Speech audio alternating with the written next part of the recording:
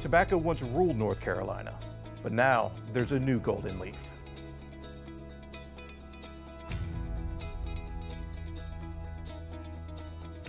Hemp and marijuana are from the same plant, but they're just two different varieties.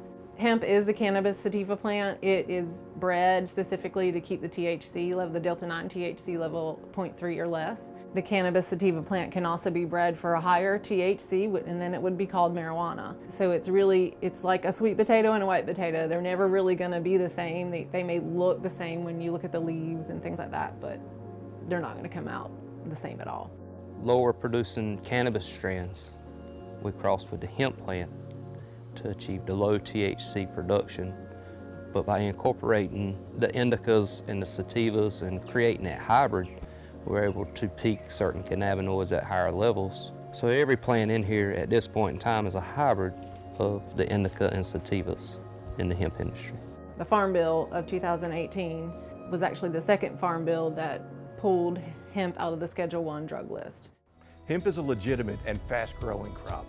I met up with some experienced farmers in Chatham County to tell me about it. Hemp is an emerging market. We've, of course, had hemp for a couple of years here in North Carolina on a very limited basis.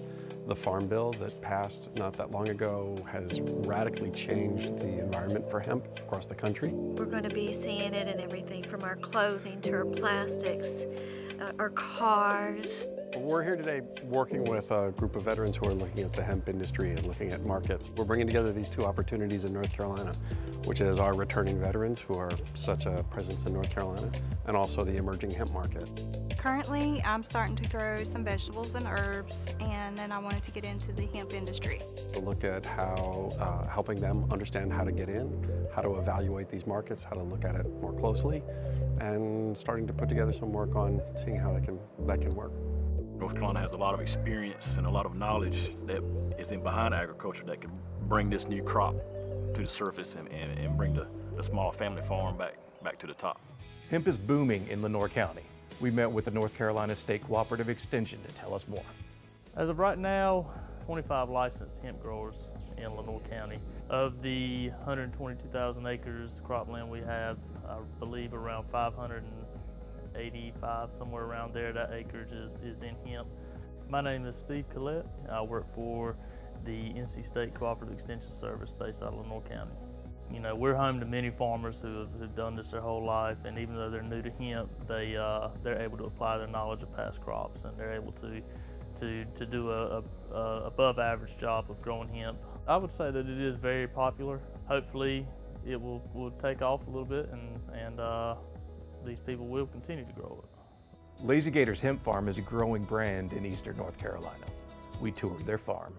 Name's Gator Williams, Kinston, North Carolina. Future home of Hemp Hills, North Carolina. I was the first in Lenoir County to attain a license with the hemp. My family had got out of farming. I'm a fourth generation farmer. In '08, I started organic produce farming, which was a little before its time in this area. And I transitioned into the tobacco at that point in time. We lost our contract and I had to regroup like a lot of the other farmers. Saw what was coming in hemp. Why hemp? There's so many uses for this plant, not only health purposes, but for the planet itself. Well, there's a lot of hurting farmers in Lenoir County. Tobacco dying out. They can't get money from the banks because they have nothing to borrow against because they can't get a contract for that year. This is the future of farming, and I wanted to create an honest, even market for every farmer to get into. It takes knowledge of the plant. Money ain't always the answer. For some of North Carolina's largest greenhouses, hemp is becoming big business. Demand for tobacco has declined with domestic consumption decrease. Exports have been down for the past few years, and we're always looking at alternative crops, but hemp right now seems to be the hottest topic out there. My name's Lisa Cobb. We're at Carolina Greenhouse in Kinston, North Carolina. We started about 2 years ago, and now we've sold greenhouses. We've got custom blended potting soils. We grow the product ourselves. we're doing some genetic work here, so we have some varieties from clones, we have some varieties for seed. We do our own clone, our own self-production here. We also have clones available for purchase under contract. We also do veg houses, we have flower houses here. Our goal right now is to be producing plants and harvesting in a house every week. It's a large farming community. The folks are getting behind the hemp crop. We've got good infrastructure. We got plenty of greenhouses. We got, Lord knows we know how to grow. So if anybody can grow it and put the acreage out there, it's going to be Eastern North Carolina. I'm Dr. Holly Parker. I came on board when we started growing hemp in order to help with product development. I was seeing a lot of my patients using CBD oils and we're having wonderful results. So I wanted to help create products that would be usable in a patient setting. We are developing hemp oil, which is kind of the mainstay of the whole CBD industry, and we're making a full spectrum CBD oil. We're going for organic certification as soon as that's a possibility. The way we process our oils, we're processing out a lot of the chlorophyll, which makes it taste bad. So this actually has no taste whatsoever. But you always want to look for something called a certificate of analysis with a CBD product to make sure that it's a very clean product.